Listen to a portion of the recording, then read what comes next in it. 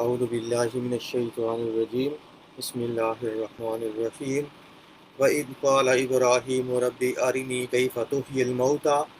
قَالَ أَوَلَمْ تُؤْمِنْ قَالَ بَلَىٰ وَلَٰكِن لِيَطْمَئِنَّ قَلْبِي قَالَ فَخُذْ أَرْبَعَةً مِّنَ الطَّيْرِ فَصُرْهُنَّ إِلَيْكَ ثُمَّ اجْعَلْ عَلَىٰ كُلِّ جَبَلٍ مِّنْهُنَّ جُزْءًا ثُمَّ ادْعُهُنَّ يَأْتِينَكَ سَعْيًا وَاعْلَمْ أَنَّ اللَّهَ عَزِيزٌ حَكِيمٌ صدق اللہ العظیم رب اشرح لی صدری ویسر لی امری واحلل عقدۃ من لسانی یفقہوا قولی۔ ہم سورۃ البقرہ کے میں تیسرے پارے کے اندر تیسرے رکوع پڑھ رہے تھے، اور اس کے اندر ہم نے اس رکوع کے اندر جو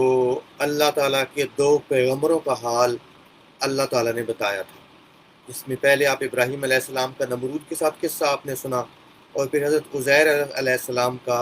تباہ شدہ بیت المقدس کے اوپر سے کے قریب سے گزرنا، اور اس کو تباہ دیکھ کے اللہ تعالیٰ سے سوال کرنا کہ انا یحیی ہذہ اللہ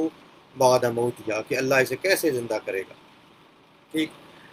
اسی سلسلے کا یہ تیسرا واقعہ ادھر ہے، اور یہ بھی ابراہیم علیہ السلام کے بارے میں ہے۔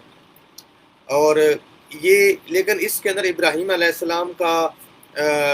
جو ہے وہ حضرت عزیر علیہ السلام کی طرح کہیں سے گزرنا یا ایسا نہیں ہے، بلکہ ابراہیم علیہ السلام کا اللہ تعالیٰ سے ایک سوال ہے،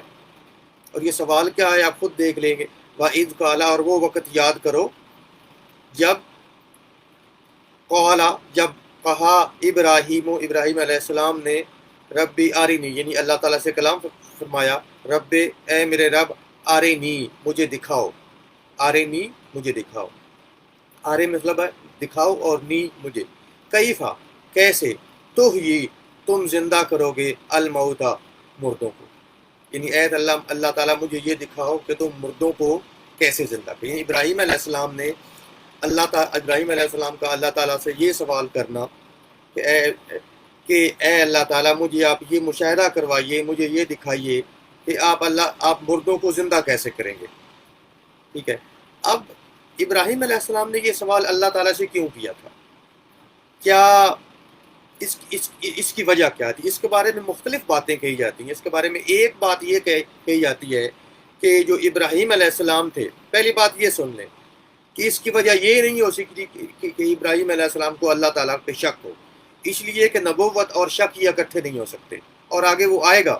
ابراہیم علیہ السلام کا خود کہنا کہ ابراہیم علیہ السلام کا شک کی وجہ سے نہیں۔ ہاں یہ اور بات ہے کہ شیطان کوشش ضرور کرتا ہے انبیاء کو بھی گمراہ کرنے کی، جس طرح ابراہیم علیہ السلام اسماعیل علیہ السلام کو لے کے ذبح کرنے کے لیے چلے تو انہوں نے ابراہیم علیہ السلام کو جو ہے وہ ورگلانے کی کوشش کی، حضرت ہاجرہ کو ورگلانے کی کوشش کی کہ یہ دیکھو بچہ اتنی مدت بعد یہ ہوا ہے، اور اب یہ بچہ جب یہ بڑا ہوا ہے تو اسے لے کے اللہ تعالیٰ کے راستے اسے لے کے جو ہے اسے کس کی قربانی دینا چاہتے ہیں، بھلا کوئی اپنے بچوں کی قربانی بھی دیتا ہے، اس طرح کی باتیں۔ اور ابراہیم علیہ السلام سے یہ کہنا کہ اس آخری عمر کے اندر یہ بچہ ملا ہے اور اسے تم جو ہے وہ قربانی دینا چاہتے ہو، اور خواب بھی تو ہے، تمہیں اللہ تعالیٰ نے کوئی حکم تو نہیں دیا ویسے، حالانکہ نبی کی خواب بھی ایک جو ہے وہ ایک وحی کا درجہ رکھتی ہے۔ تو یہاں بھی ہو سکتا ہے کوئی ایسی وجہ ہو کہ اللہ تعالیٰ نے کہ کہ ابراہیم علیہ السلام کے سامنے کوئی ایسا منظر آیا ہو، آبزرویشن ایسی آئی ہو، مشاہدہ آیا ہو، اس کے بارے میں شیطان نے ورگلانے کی کوشش کی ہو، ایسی ایک روایت ملتی ہے۔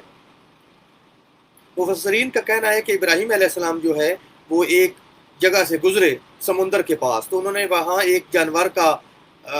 جسم پڑا ہوا دیکھا، اور وہ جانور جو تھا وہ آدھا جو ہے وہ سمندر کے اندر پڑا تھا، اس کا کچھ حصہ، اور آدھا حصہ جو ہے وہ خشکی کے اوپر پڑا تھا، یعنی ساحل کے اوپر پڑا تھا۔ اب جو خشکی والا حصہ تھا اس میں سے جانور بھی کھا رہے تھے۔ اب جانور مطلب اس کے اندر کسی لومڑے نے کھایا، کسی گیدڑ نے کھایا، یا شیر کسی چیز نے بھی کھایا، گدھ نے کھایا اور کھا کے چلے گئے، یا اس میں سے پرندے آئے، انہوں نے چونچے ماری، پرندے کھا کے اڑ گئے، وہ تو ہو سکتا ہے اس جنگل کے ہوں ہی نہ، اور وہ جو سمندر کے اندر حصہ تھا اس کو مچھلیوں وغیرہ نے کھایا، اور مچھلیاں پتہ نہیں کہاں چلی گئیں۔ پتہ ہے کچھ مچھلیاں تو وہ انٹر کانٹیننٹل بھی مائیگریشن ہوتی ہے ان کی، آپ کو پتہ ہے، تو ان کے ذہن کے جب انہوں نے یہ دیکھا تو ان کے ذہن کے اندر یہ سوال پیدا ہوا کہ یہ ایک جانور جس کا کچھ حصہ جانوروں کے پیٹ کے اندر چلا گیا، درندوں کے پیٹ کے اندر، کچھ حصہ پرندوں کے پیٹ کے اندر چلا گیا، کچھ حصہ جو ہے وہ سمندری جانوروں کے پیٹ کے اندر چلا گیا، یہ قیامت کے دن جب اللہ تعالیٰ اس کو زندہ کرے گا تو کیسے زندہ کرے گا، کیسے اکٹھا کرے گا اللہ تعالیٰ سے؟ تو یہ سوال پیدا ہوا۔ اور یہ بھی کہا جاتا ہے کہ شیطان نے ورگلانے کی کوشش کی اس وقت، لیکن اللہ تعالیٰ کا ارشاد ہے کہ ان عبادی لیس لک علیہم سلطان، کہ اللہ تعالیٰ نے شیطان نے جب کہا تھا کہ رب انظرنی، کہ اے اللہ مجھے مہلت دے قیامت تک، تو اللہ تعالیٰ نے کہا کہ میں تمہیں قیامت تک الی یوم یبعثون، قیامت تک کے لیے تمہیں مہلت دیتا ہوں۔ لیکن اللہ تعالیٰ نے یہ بھی کہا، اس نے جب یہ کہا کہ لا اغوینہم اجمعین، کہ میں ان تمام کو گمراہ کروں گا، تو اللہ تعالیٰ نے فرمایا کہ ان عبادی لیس لک علیہم سلطان، کہ میرے جو بندے ہیں نا، اصل بندے، مخلص بندے، ان کے اوپر تجھے کوئی جو ہے ان کے اوپر تیری پہنچ نہیں ہے کہ ان کو گمراہ کر سکے۔ اور اللہ تعالیٰ کے مخلص بندوں میں سب سے مخلص کون ہوتے ہیں اللہ تعالیٰ کے قریب؟ انبیاء علیہ السلام۔ تو شیطان نے ہو سکتا ہے ورگلانے کی کوشش کی ہو، اور اس پہ ابراہیم علیہ السلام نے یہ سوچا ہو کہ میں اللہ تعالیٰ سے سوال کروں تاکہ میرا یقین اور زیادہ ہو جائے، یہ سب سے زیادہ قرین قیاس یہی بات لگتی ہے کہ ابراہیم علیہ السلام کے سوال کرنے کی وجہ یہ تھی کہ آپ نے جب اللہ تعالیٰ نے کہا ربی ارینی، کہ اے اللہ تعالیٰ مجھے دکھاؤ، کیف تحیی الموتیٰ، کہ آپ مردوں کو کیسے زندہ کریں گے۔ اس لیے اگلا سوال جو آگے جو ہے اللہ تعالیٰ نے پوچھا قالا، تو اللہ تعالیٰ نے پوچھا کیا ولم تؤمن، کیا تم یقین نہیں رکھتے؟ کہ اے ابراہیم تم یہ جو سوال کر رہے ہو کہیں ایسا تو نہیں کہ تمہیں شک ہے اس کے اندر؟ حالانکہ یہ دیکھیے اللہ تعالیٰ کو آپ کہیں گے کہ اللہ تعالیٰ کو یہ پوچھنے کی ضرورت کیا تھی؟ اللہ تعالیٰ کو خود جانتا ہے، لیکن اللہ تعالیٰ کو آگے ابراہیم علیہ السلام کا سوال جو تھا، ابراہیم علیہ السلام کو جو اگلا جواب تھا وہ ڈاکومنٹ کرنا تھا، اور وہ سوال بہت ضروری تھا کرنا، اور وہ جواب بھی ابراہیم علیہ السلام کی طرف سے ڈاکومنٹ ہونا، ریکارڈ کا حصہ بننا قرآن کا، یہ بہت ضروری تھا کہ جب اللہ تعالیٰ نے یہ پوچھا قال اولم تؤمن، کہ اے ابراہیم کیا تجھے اس بات پہ ایمان نہیں ہے کہ میں مردوں کو زندہ کرتا ہوں؟ تو انہوں نے کہا قال بلا، تو انہوں نے کہا بلا کیوں نہیں؟ بلا کا مطلب کیا؟ قال بلا کیوں نہیں، مجھے اس کا یقین بھی ہے، میں اس کی تبلیغ بھی کرتا ہوں۔ اور یہی تو پیچھے نمرود کے ساتھ واقعہ گزرا تھا کہ جب نمرود نے پوچھا کہ تم کس رب کی عبادت کرتے ہو، تو کیا کہا تھا؟ قال ابراہیم قال ربی الذی یحیی و یمیت، کہ میرا رب وہ ہے جو زندہ بھی کرتا ہے اور مارتا بھی ہے۔ اور یہ دیکھ لیں، اگر انہیں یقین نہیں ہوتا تو یہ بات کیوں کہتے؟ تو یقین تو ان کو تھا۔ تو یاد رکھیے شک اور نبوت جمع نہیں ہو سکتے۔ اللہ تعالیٰ کے کسی نبی کے بارے میں یہ کہنا کہ اسے اللہ تعالیٰ کی کسی صفت کے اندر شک تھا، یاد رکھیے گا یہ کفر ہے، ایسا عقیدہ رکھنا کفر ہے، ٹھیک ہے؟ ہاں یہ وضاحت ٹھیک ہے کہ ابراہیم علیہ السلام کہتے تھے قال بلا، انہوں نے کہا کیوں نہیں، میں یقین رکھتا ہوں، ولیکن لیکن یہ اس لیے ہے یطمئن قلبی، تاکہ میرا دل جو ہے وہ تاکہ میرے دل کے اندر اطمینان ہو جائے۔ مطلب یہ ہے، دیکھیں ایمان کی کئی درجے ہوتے ہیں، یقین کے کئی درجے ہوتے ہیں، کہ ایک ہوتا ہے علم الیقین۔ علم الیقین یہ ہے کہ آپ کو خبر مل گئی کہ یہ اس طرح ہے، اور رسول کہ آپ کو خبر مل گئی کہ آپ نے کسی کو آپ نے بتایا کہ آگ جلدی ہے تو دھواں، آگ جلدی ہے تو دھواں اٹھتا ہے، ٹھیک ہے؟ تو آپ نے یقین کر لیا اس خبر کا۔ یہ بھی یقین تو ہے کہ جب آگ جلتی ہے تو دھواں اٹھتا ہے، یہ ایسے بندے کے لیے جس نے دھواں اٹھتے نہیں دیکھا۔ لیکن ایک بندہ پھر آگ جلتی دیکھتا ہے اور دھوئیں کا مشاہدہ کرتا ہے، اسے کہتے ہیں علم الیقین، عین الیقین، آنکھ سے دیکھ لینا، مشاہدہ کر لینا۔ اور تیسری بات یہ ہے کہ حق الیقین، اب آپ نے دور سے دھواں دیکھا تو ضروری تو نہیں دھواں ہو، کچھ اور بھی ہو سکتا ہے، گرد و غبار بھی تو ہو سکتا ہے، لوگ کہہ سکتے ہیں۔ تو آپ قریب گئے اور آپ آگ کے اندر قریب گئے اور دھواں کے اندر گئے تو محسوس ہوا، سونگا، پتہ چلا یہ ہے حق الیقین۔ یہ تین درجے ہوتے ہیں یقین کا: علم الیقین، یقین کا صرف خبر ہونا، عین الیقین، یقین کا مشاہدہ کرنا، اور حق الیقین، اس کا تجربہ کر لینا کہ یہ ہے، ٹھیک ہے؟ اب دیکھیں اس چیز کا، اب اللہ تعالیٰ مردوں کو زندہ کرتا ہے، تجربہ تو مرے بغیر نہیں ہو سکتا، لیکن دوسرا عین الیقین یہ تو کیا جا سکتا تھا۔ اور رسول اللہ صلی اللہ علیہ وسلم کی ایک حدیث بھی ہے کہ الخبر لیسا کل معائنہ، کہ رسول اللہ صلی اللہ علیہ وسلم نے فرمایا کہ لیس الخبر کل معائنہ، رسول اللہ علیہ وسلم کی حدیث ہے کہ خبر جو ہے وہ معائنے کی طرح نہیں ہوتی، یعنی جو عین الیقین ہے وہ علم الیقین کی طرح نہیں ہوتا، رسول اللہ علیہ وسلم کی حدیث موجود۔ اس لیے ابراہیم علیہ السلام نے کہا وَلَٰكِن لِيَطْمَئِنَّ قَلْبِي، مجھے علم الیقین تو ہے، میں اس کے اوپر ایمان بھی رکھتا ہوں، میں اس کی تبلیغ بھی کرتا ہوں، میں دوسروں کو اس کے بارے میں بتاتا بھی ہوں، اور میرا دل اس کو مانتا ہے، ایمان رکھتا ہے اس کے اوپر، لیکن وَلَٰكِن لِيَطْمَئِنَّ قَلْبِي، میں عین الیقین معائنہ کر کے اپنے دل کا مزید اطمینان کرنا چاہتا ہوں۔ ٹھیک ہے، اس لیے حضرت عبداللہ ابن عباس رضی اللہ عنہ ان سے روایت ہے، جو کہ امام حاکم نے بھی روایت کی ہے اپنی مستدرک کے اندر، اور امام ابن ابی حاتم نے اپنی تفسیر کے اندر، اور کئی جگہ یہ روایت ہے کہ وہ کہتے ہیں کہ قرآن مجید کے اندر جو سب سے زیادہ امید دینے والی آیت ہے وہ یہی آیت ہے کہ ابراہیم علیہ السلام کا یہ کہنا قالا بلا، کہ اے اللہ تعالیٰ کیوں نہیں، مجھے یقین ہے کہ آپ ہی مردوں کو زندہ کرتے ہو اور کرو گے، وَلَٰكِن لِيَطْمَئِنَّ، لیکن میرا یہ سوال کہ آپ کیسے مردوں کو زندہ کرو گے، یہ اس لیے ہے وَلَٰكِن لِيَطْمَئِنَّ قَلْبِي، تاکہ میں اپنے دل کو مطمئن کر سکوں۔ تو عبداللہ ابن عباس رضی اللہ عنہ کہتے ہیں کہ قرآن مجید کے اندر سب سے زیادہ امید دینے والی آیت یہی ہے۔ وہ اس طرح کہ بندے کے ذہن کے اندر بعض دفعہ وسوسے پیدا ہوتے ہیں، یار دیکھیں نبی کا یقین تو کامل ہوتا ہے، لیکن ہم یقین کے بعض وسوسے پیدا ہوتے ہیں، آپ اس کو زبان پہ نہیں لاتے، لیکن آپ کے دل کے اندر وسوسے پیدا ہوتے ہیں، یہ کیسے ہوگا، یہ کیسے ہوگا، یہ کیسے ہوگا، پھر آپ ان کو ذہن سے جھاڑ دیتے ہیں۔ ٹھیک ہے، تو اس لیے ابراہیم علیہ السلام کا یہ سوال کرنا جو تھا، حالانکہ ابراہیم علیہ السلام کو وسوسہ پیدا نہیں ہوا تھا، تجسس پیدا ہوا تھا مزید دیکھنے کا، مزید یقین کرنے کا، لیکن دل کے اندر وسوسے پیدا ہونا، ان کو زبان پہ نہ لانا، یہ اس کے بارے میں یہ آیت جو ہے یہ سب سے زیادہ ایمان والی ہے، سب سے زیادہ امید دلانے والی ہے۔ اور اس کی ریزن یہ بھی ہے کہ آپ کو پتہ ہے کہ رسول اللہ صلی اللہ علیہ وسلم سے ایک دفعہ حضرت صحابہ کرام نے کہا کہ حضرت ابوبکر صدیق رضی اللہ عنہ ایک دفعہ کہتے ہیں کہ ان کے پاس حضرت عمر رضی اللہ عنہ آئے، وہ گھر سے باہر نکلے حضرت ابوبکر رضی اللہ عنہ، تو دیکھا کہ حضرت عمر رضی اللہ عنہ آ رہے ہیں اور بہت پریشان ہے، تو کہا اے عمر کیا بات ہے؟ کہا میرے ذہن میں ایک بات آئی ہے، پریشان ہوں کہ رسول اللہ صلی اللہ علیہ وسلم کے پاس ہم ہوتے ہیں تو ایمان ایسا جو ہے ہوتا ہے، ایمان کا جذبہ ہوتا ہے، اور جب اپنے کاموں میں لگتے ہیں تو بھول بھال جاتے ہیں اور بعض چیزیں ذہن کے اندر آتی ہیں،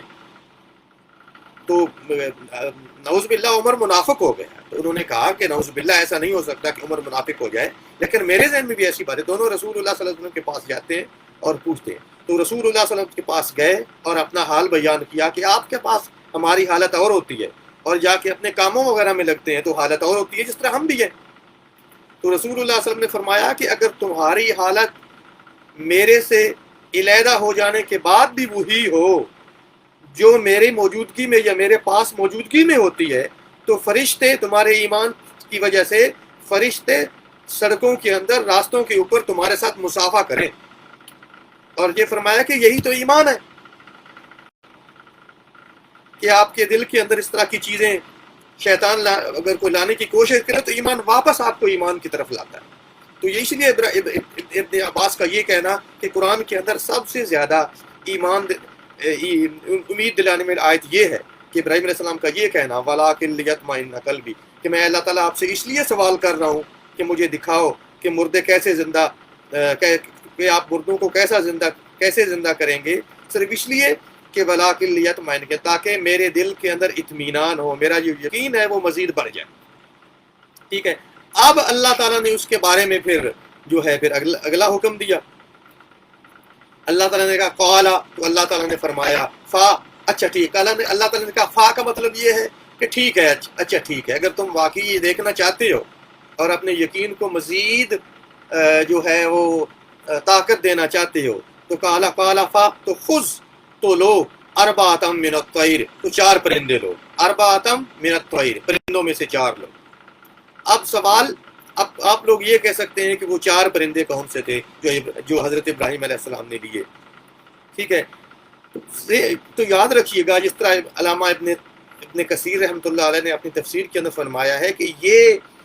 دیکھنا کہ وہ پرندے کون سے ہیں، یہ کوئی ایک غیر متعلق سوال ہے، کیونکہ مقصد تو یہ تھا کہ اللہ تعالیٰ نے مردوں کو زندہ کر کے دکھانا تھا، ٹھیک۔ اب اس کے اندر یہ کہ وہ پرندے کون تھے، یہ بحث فضول ہے، اور اس کا اللہ تعالیٰ نے کوئی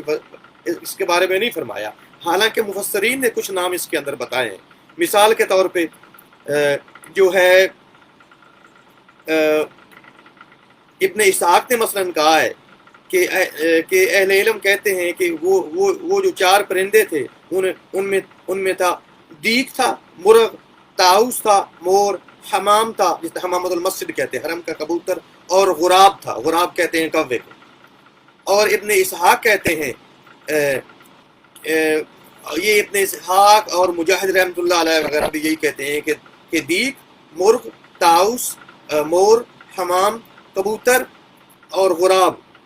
یعنی غراب کہتے ہیں کوے کو۔ اور ابن عباس کہتے ہیں کہ غراب جو ہے غراب نہیں تھا بلکہ کوے کی جگہ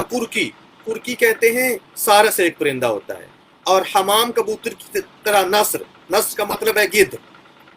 گدھ کو آپ جانتے ہیں نا، گدھ، نسر جو کہ مردار کھاتی ہوتی ہے، ٹھیک ہے۔ تو اب یہ تو ایک بات ہوگی کہ چلے پرندوں کے نام بھی بتا دیے بعض مفسرین نے، اگر کسی مرفوع روایت کے اندر ان کا نام یہ نہیں آتا کہ کون سے پرندے تھے۔ اب دوسرا سوال آپ یہ بھی کریں گے کہ اللہ تعالیٰ کے یہی پرندے کیوں، کوئی اور پرندے بھی ہو سکتی، چڑیا ہو سکتی تھی، فاختہ ہو سکتی تھی۔ اب اس کے مفسرین نے مختلف جواب دیے کہ یہی پرندے کیوں تھے۔ مثلا پرندوں میں سے مرغ کو کیوں رکھا، مور کو کیوں رکھا، کبوتر کی جگہ آپ گدھ رکھ لیں، جو ابن عباس کا قول ہے، جو کہ زیادہ صحیح مانا جاتا ہے، اس سے کیا مراد ہے۔ اور غراب جو ہے، کوا، یہی پرندے کیوں، اور کوئی پرندے کیوں نہیں؟ اس کا جواب بھی مفسرین نے دیا ہے، جس طرح تفسیر رازی کے اندر امام فخر الدین رازی رحمۃ اللہ علیہ لکھتے ہیں کہ اس کی وجہ یہ ہے، ان 4 پرندوں کی مثال دینے کی وجہ یہ ہے کہ مرغ آپ کو پتہ ہے، مرغ چلے پہلے بات کر لیتے ہیں طاؤس کی۔ مور کو اپنی تزئین اور خوبصورتی پہ بڑی ہوتی ہے، جیسے کہ آج کل بھی دیکھتے ہیں ہمارے نوجوان خاص طور پہ اچھے کپڑے پہن کے شیشے کے اندر کبھی اپنے آپ کو اس طرح دیکھنا، کبھی اپنے آپ کو اس طرح دیکھنا، تزئین و آرائش عورتوں کے ساتھ، پہلے عورتوں کے اندر تو ہوتی ہی تھی، اب تو یہ مردوں کے اندر بھی بہت زیادہ آ گئی ہے۔ تو یہ عام طور پہ طاؤس جو ہے وہ اس کی جو ہے وہ مور کی یہ خاصیت ہے، یا مور کی یہ عادت ہے کہ اسے بنے سنورنے کی بہت رہتی ہے۔ اور اللہ تعالیٰ نے فرمایا ہے زُيِّنَ لِلنَّاسِ حُبُّ الشَّهَوَاتِ، کہ اللہ تعالیٰ نے مزین کر دیے ہیں لوگوں کے لیے شہوات، من النساء، عورتوں میں سے، والبنین، اور بیٹوں میں سے، والقناطیر المقنطرۃ من الذهب والفضة، اور سونے اور چاندی کے ڈھیر، ذخائر، والخیل المسومۃ، اور نشان زدہ گھوڑے، آج کل کے گھوڑے جو آپ کی برانڈڈ گاڑیاں اور یہ اس طرح کی چیزیں اور باقی اس طرح کی، والانعام، اور انعام کا مطلب ہے جانور جو آپ لوگ رکھتے ہیں، اس زمانے میں لوگ جانور رکھتے تھے، آج لوگوں کے شوق مختلف طرح کے ہیں، والحرث، اور کھیتی باڑی اور اس طرح زیادہ۔ تو یہ زُيِّنَ لِلنَّاسِ حُبُّ الشَّهَوَاتِ مِنَ النِّسَاءِ والبنین والقناطیر المقنطرۃ من الذهب والفضة والخیل المسومۃ والانعام والحرث ذلک متاع الحیات الدنیا، یہ سب دنیا کی زندگی کی برتنے کی چیزیں ہیں، معمولی چیزیں۔ واللہ عندہ حسن المآب، اور اللہ تعالیٰ کے نزدیک سب سے اچھا ٹھکانہ ہے جو اللہ تعالیٰ کے پاس ہے۔ وما عند اللہ باق، جو اللہ تعالیٰ کے پاس ہے وہی باقی رہنے والا ہے۔ وما عندکم، جو تمہارے پاس ہے، ینفد، وہ ختم ہونے والا ہے۔ وما عند اللہ باق، اور جو اللہ تعالیٰ کے پاس ہے وہ باقی۔ تو یہ زینت بھی انسان کی ایک دن ختم ہونے والی ہے، اور زینت اللہ تعالیٰ نے زُيِّنَ لِلنَّاسِ، اللہ تعالیٰ نے لوگوں کے لیے اندر اللہ تعالیٰ نے زینت رکھی ہے، حب الشہوات ہے، یہ مختلف انسان کی جو شہوات ہیں، جس میں انسان کی نفس کی شہوت بھی ہے، چاہے وہ سیکس سے ریلیٹڈ ہو، اس کے اندر انسان کی پیسے کی بھی ہے، زیادہ کھانے کی بھی ہے، زیادہ جمع کرنے کی بھی ہے، یہ ساری شہوتیں ہیں۔ اس میں طاؤس جو ہے وہ خاص طور پہ زیب و زینت کی نشانی ہے، طاؤس خاص طور پہ۔ تو یہاں طاؤس کی مثال اس لیے دی طاؤس کو ذبح کیا جائے۔ اور دیگ، مرغ کے اندر زیادہ شہوت رانی ہوتی ہے، مرغ کے اندر اس لیے قصور ہے۔ اور اس کے علاوہ اگر آپ گدھ دیں، آپ پتہ ہے گدھ جو ہے اس کے اندر کھانے کی زیادہ ہوتی ہے. گدھ آپ کو پتہ ہے کہ یہ مردار بھی نہیں چھوڑتا، مردار ہی زیادہ کھاتا ہے. تو گدھ کو ذبح کروایا. اور غراب اور کوا جو ہے اس کے اندر زیادہ جمع کرنے کی کوا حریص مشہور ہے. آپ کو پتہ ہے کوے کا لالچ مشہور ہے کہ فلاں کوے کی طرح لالچی اور چالاک ہے، تو زیادہ جمع کرتا ہے. تو یہ چار کی مثال اس لیے بھی دی کہ تو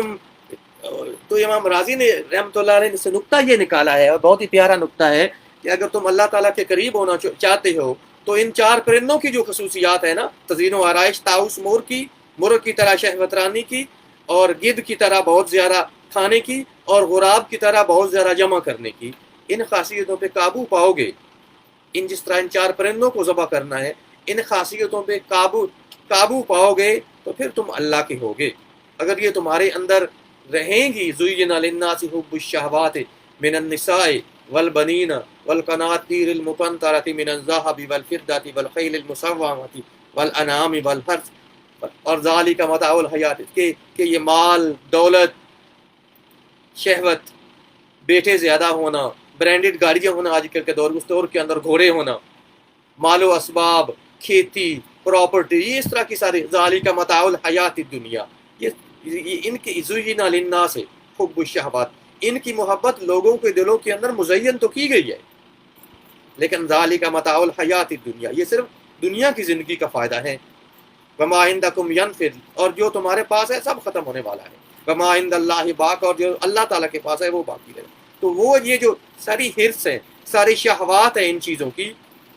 ان کو ختم کرو. قل اعنبئکم بخیر من ذالکم، کہ کیا میں تمہیں اس سے بہتر چیز نہ بتاؤں. یہ اگلی آیت ہے سورۃ آل عمران کا دوسرا رکوع. قل هل انبئکم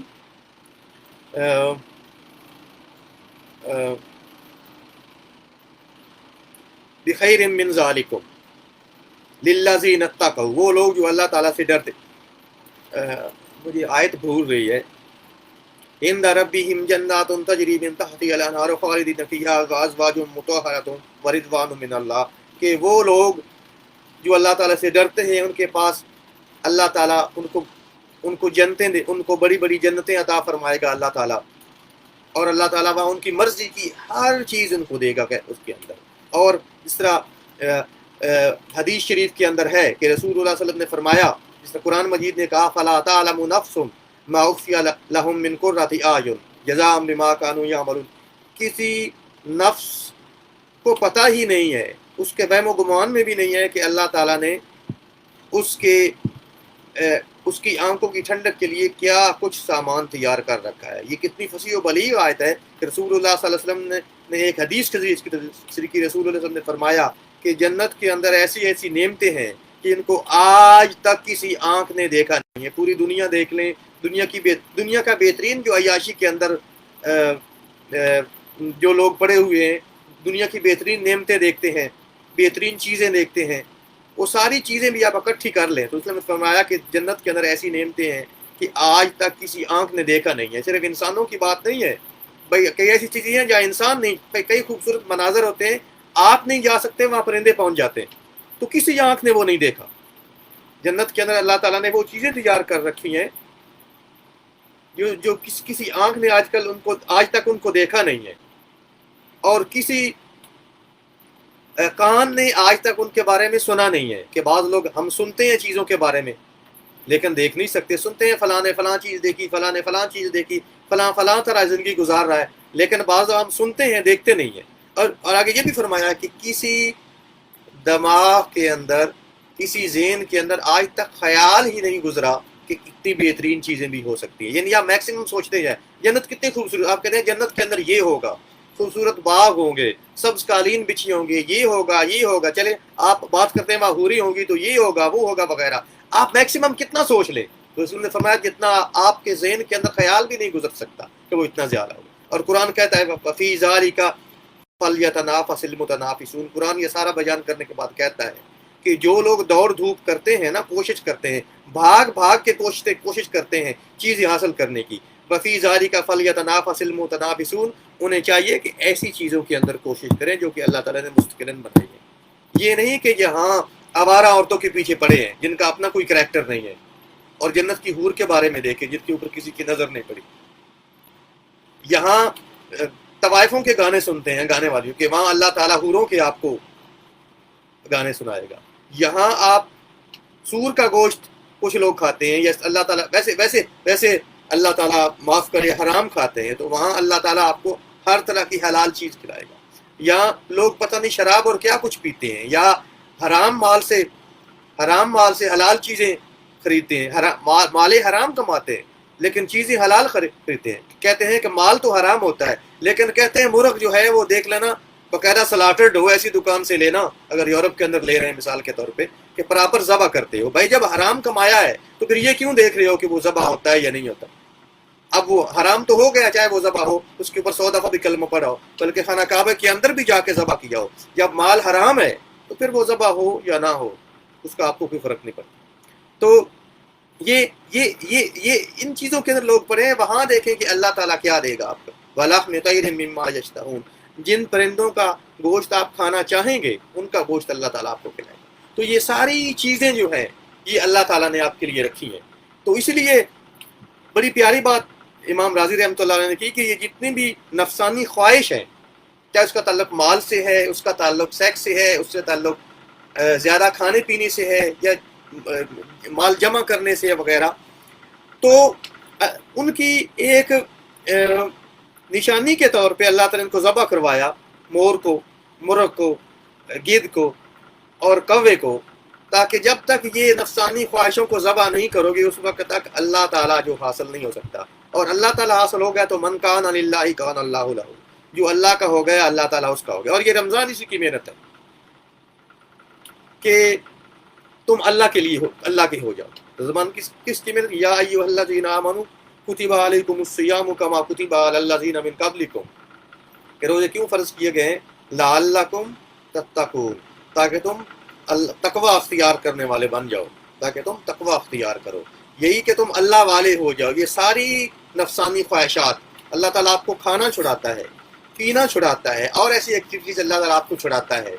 یا غور کیجئے، اللہ تعالیٰ آپ کو کچھ وقت کے لیے حلال چیزیں بھی جو سارا سال حلال ہوتی ہیں وہ بھی چھڑا دیتا ہے۔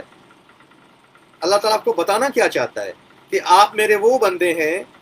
میں آپ سے اس طرح کی فرمان برداری چاہتا ہوں کہ جب میرا حکم ہو تو آپ حلال بھی چھوڑ دیں کچھ وقت کے لیے۔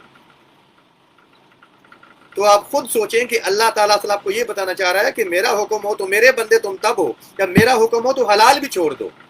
تو تم یہ سوچ بھی کیسے سکتے ہو کہ تم حرام کھا لو گے، حرام سوچ لو گے، حرام کر لو گے، حرام جمع کر لو گے؟ سوچ بھی کیسے سکتے ہو؟ یہ ساری پریکٹس ہے رمضان۔ اس لیے لفظ صوم جو ہے نا، لفظ صوم کے جو بہت سارے ہیں نا معنی، ان لفظ صوم کا ایک معنی عربی کے اندر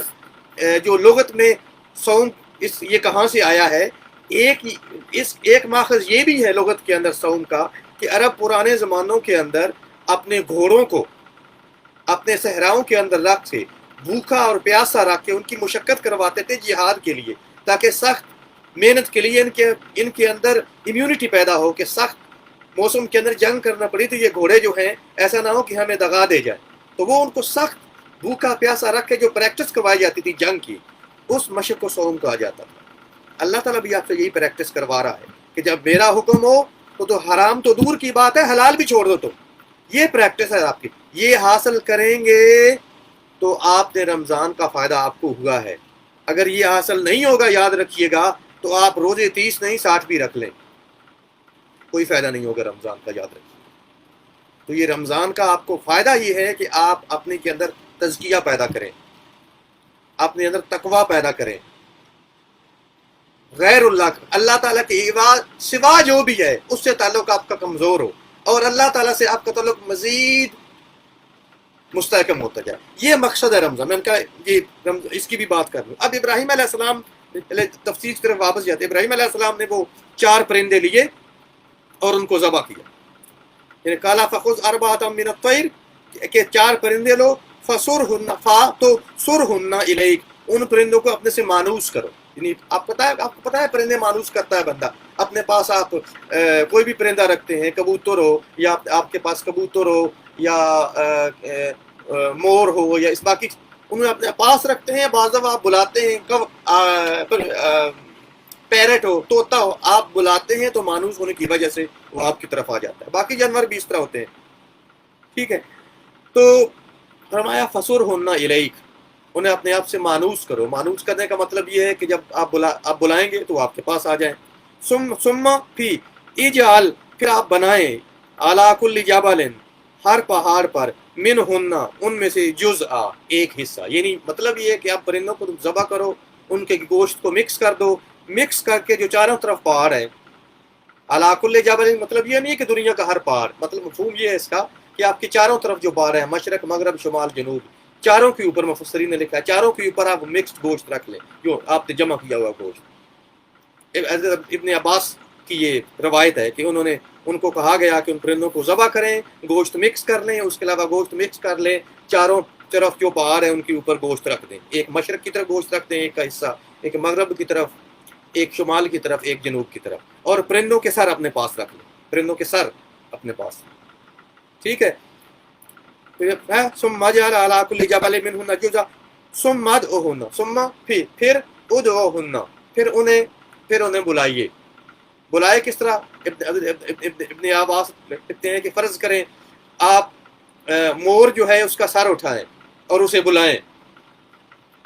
پھر اس طرح کوے کا سر اٹھائیں بلائیں، گدھ کا سر اٹھائیں بلائیں، اور اس طرح کر کے مرغ کا سر اٹھائیں اور بلائیں. تو انہوں نے جب سب سے پہلے مثال کے طور پر، مجھے نہیں پتا اس میں پہلے انہوں نے کیا بلایا، فرض کریں انہوں نے کوے کا سر اٹھایا اور بلایا، تو روایات کے اندر آتا ہے کہ کوے کا جو حصہ شمالی پہاڑ پہ تھا وہاں سے چلا، جو جنوبی پہاڑ تھا وہاں سے چلے، جو مشرقی پہاڑ پہ جو حصے تھے وہ باقی گوشت میں سے نکلے، مکس گوشت میں تھے، اور جو مغربی پہاڑ پہ تھے اس کے گوشت کے حصے وہاں سے نکلے. یہ سارے اس کے جو اجزاء تھے یہ اکٹھے ہوئے،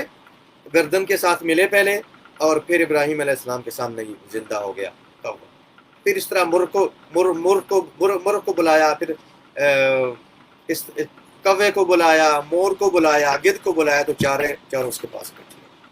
اب یہ سارے جب اکٹھے ہو گئے، فرمایا یا آتینا کسایا، وہ دوڑتے ہوئے تمہارے پاس آئے. فرمایا وَعَلَمْ أَنَّ اللَّهَ عَزِيزٌ حَكِيمٌ، وَعَلَمْ، اور یہ جان لو، ان اللہ، بے شک اللہ تعالیٰ، عزیز، اللہ تعالیٰ غالب ہے، اللہ تعالیٰ اپنے کام کے اندر غالب ہے. غالب کا مطلب یہ ہے کہ اللہ تعالیٰ جو چاہتا ہے، انما امرہ اذا اراد شیئا ان یقول له کن فیکون، کہ اس کی شان تو یہ ہے، انما امرہ اذا اراد شیئا، کہ جب کسی چیز کا ارادہ کرتا ہے، ان یقول له کن، اور یہ کن بھی اس کا ارادہ ہے، زبان سے کہنے کی ضرورت نہیں ہے. کن، وہ کہتا ہے کن فیکون، تو وہ ہو جاتا ہے. تو عزیز، اللہ غالب علی امری، اللہ تعالیٰ غالب ہے اپنے کام میں، جو چاہتا ہے کر لیتا ہے. حکیم، کہ اللہ تعالیٰ حکمت والا ہے، یعنی ابراہیم علیہ السلام کو ان کے ذہن کے اندر ڈالنا یہ بھی اللہ تعالیٰ کی وجہ سے ہے. پھر یہ ہے کہ ابراہیم علیہ السلام کے سوال کے بارے میں یہ پوچھنا اللہ تعالیٰ کا، اولم تؤمن، ابراہیم کیا تجھے یقین نہیں ہے؟ اس لیے کہ اگلا جواب ڈاکو من قال بلا ولکن لیطمئن قلبی. بخاری شریف کے اندر اس آیت کے بارے میں کہ ابراہیم علیہ السلام کی نسبت ہم شک کے زیادہ حقدار ہیں. اس کا مطلب یہ نہیں کہ ابراہیم علیہ السلام کو شک تھا، مطلب یہ کہ جس طرح ابراہیم علیہ السلام نے اپنے علم الیقین کو عین الیقین کے اندر، یعنی اپنی خبر کو مشاہدے اور معائنے کے اندر تبدیل کرنے کے لیے اللہ تعالیٰ سے سوال کر لیا سمجھنے کے لیے، اس لیے ہم بھی اگر کوئی سوال کر لیں تو منع نہیں ہے، یاد رکھیے گا. اس لیے میں کہتا ہوں، لوگ کہتے ہیں بعض سوال کوئی سوال کرنا شریعت کے اندر منع نہیں ہے، لیکن بات یہ کہ سوال کرنے کے پیچھے آپ کا مطلب اگر سمجھنا ہو، مطلب اعتراض کرنا نہ ہو، مطلب شک نہ ہو، کیونکہ اعتراض دین پہ کریں گے پھر بھی بندہ جو ہے وہ دین سے نکل جاتا ہے، شک کرے بندہ پھر بھی کافر ہو جاتا ہے بہت ساری چیزوں کے اندر. لیکن یہ سوال کر لینا، مثلا یہ سوال کرنا کہ اللہ تعالیٰ تو زندہ کرے گا یا نہیں، نعوذ باللہ، تو یہ کفر ہے. لیکن یہ سوال کر لینا ابراہیم علیہ السلام کا کہ کیسے زندہ کرے گا، ٹھیک ہے، یہ سوال جائز تھا، اور انہیں یہی سوال. اس طرح اگر آپ کا ذہن میں کوئی سوال ہو تو آپ ایسا سوال کر لیں تو وہ جو ہے وہ ایسا سوال کرنا منع نہیں ہے. اور یہی جو ہے وہ حضرت ابن عباس کی روایت تھی کہ قرآن مجید کے اندر سب سے زیادہ امید دلانے والی آیت کون سی ہے؟ یہی آیت کہ ربی آرینی کیف تحیی الموتی. ابراہیم علیہ السلام کا یہ کہنا کہ اے اللہ مجھے دکھاؤ مجھے مشاہدہ کروائیے کہ آپ مردوں کو کیسا زندہ کریں۔ ابن عباس کہتے ہیں کہ قرآن مجید کے اندر یہ سب سے زیادہ امید، اسی لیے امید والی ہے کہ اگر آپ کے ذہن کے اندر کوئی بات پیدا ہو کہ یار یہ کیسے ہوگا، آپ اس کا فوراً اس سے کسی آپ بالکل اپنے ایمان کو خراب نہ کریں وسوسے ڈال کے، جا کے کسی صحیح، لیکن صحیح کسی اہل علم سے پوچھیں، کسی میرے جیسے بندے سے جا کے نہ پوچھیں، اہل علم بندے سے جا کے پوچھیں، جو بندہ اپنے علم کے اندر، تقوی کے اندر، اپنی ریسرچ کے اندر، جس بندے کا کوئی مقام ہو، اور ضروری نہیں کہ وہ نہ ٹی وی پہ زیادہ مشہور ہو، وہ بندہ اپنی تحقیق اس کی ہونی چاہیے، باقاعدہ اہل علم ہو، باقاعدہ جو ہے اس کے پاس علمی ورثہ موجود، اس سے جا کے سوال کریں اور انشاءاللہ وہ آپ کے سوال، لیکن ایسے بھی کچھ سوال ہوتے ہیں جن کا کوئی جواب نہیں، جس طرح ہمارے گاؤں میں ایک مراسی تھا، اب یہ آپ کو لطیفہ بھی بن گیا اس کا سوال بھی، تو ایک دفعہ مولوی صاحب سے یہ کہنے لگا کہ مولوی صاحب جب انہوں نے کہا کہ اللہ تعالیٰ نے یہ بنایا، یہ بنایا، یہ بنایا، تو کہتا ہے مولوی صاحب یہ بتائیں اللہ تعالیٰ کو کس نے بنایا؟ اب چلے میں کہوں سوال تو چلے اس کا ہوگا، لیکن پہلی بات یہ سوال غلط تھا، اللہ تعالیٰ کو کسی نے نہیں بنایا اوبویسلی، یہ ذہن میں رکھیں کہ ابو حنیفہ رحمۃ اللہ علیہ سے ایک ملحد نے سوال کیا تھا خلیفہ کے دربار کے اندر کہ اللہ تعالیٰ سے پہلے کون تھا؟ تو آپ نے کہا اللہ تعالیٰ سے پہلے بھی اللہ ہی تھا۔ آپ نے اس سے کہا تھا کہ گنتی گنو، کاؤنٹ کرنا تھا، اس نے کہا 1 2 3 4 5 1 2 3 4 5 گننے، آپ نے کہا نہیں یہ اس طرح تو سارے گنتے ہیں، ایک سے پہلے کیا گنتی ہے، ایک سے پہلے کیا تھا؟ اب یہ تو نہیں کہہ سکتے کچھ نہیں تھا، کچھ تو تھا، گنتی کبھی زیرو تو نہیں ہوتی نا، گنتی تو تھی، گنتی کا مطلب ہی یہ ہے کہ جس کی کوئی ویلیو ہے، تو آخر کہنے لگا کہ ایک سے پہلے بھی ایک ہی ہے۔ تو ابو حنیفہ رحمۃ اللہ علیہ نے فرمایا کہ اللہ تعالیٰ سے پہلے بھی اللہ ہی تھا، وہ ذات وہ ہے جو کہ ہمیشہ سے ہے اور ہمیشہ رہے گی، ٹھیک ہے؟ تو یہی جواب تھا کہ اللہ تعالیٰ کو کسی نے نہیں بنایا، اللہ تعالیٰ نے ہر چیز کو بنایا ہے، اور اللہ تعالیٰ سے پہلے بھی اللہ خود ہی تھا، اور جب کچھ نہیں رہے گا پھر بھی اللہ تعالیٰ ہی رہے گا۔ تو اللہ تعالیٰ نے جو کچھ سنا ہے اور جو کچھ پڑھا ہے اس کو سمجھنے، اس پہ عمل کرنے، اسے دوسروں تک پہنچانے کی توفیق عطا فرمائے، اور اس کو ہمارے لیے دنیا کے اندر اچھائی کا، اور دنیا کے اندر ہدایت کا، اور آخرت کے اندر اچھائی کا ذریعہ بنائے، اور اللہ تعالیٰ رمضان کے اندر ہماری یہ محنت اور باقی تمام محنتیں قبول فرمائے، اور باقی سال کے اندر ہمارے لیے اس کو ہدایت کا ذریعہ بنائے، رمضان کی پریکٹس، اور قیامت کے دن اس کو ہمارے لیے اجر کا اور جہنم سے مکمل آزادی کا اور جنت الفردوس کے اندر جو ہے وہ جانے کا ذریعہ فرمائے۔ آمین۔ اللہم صلی علی محمد وعلی آلہ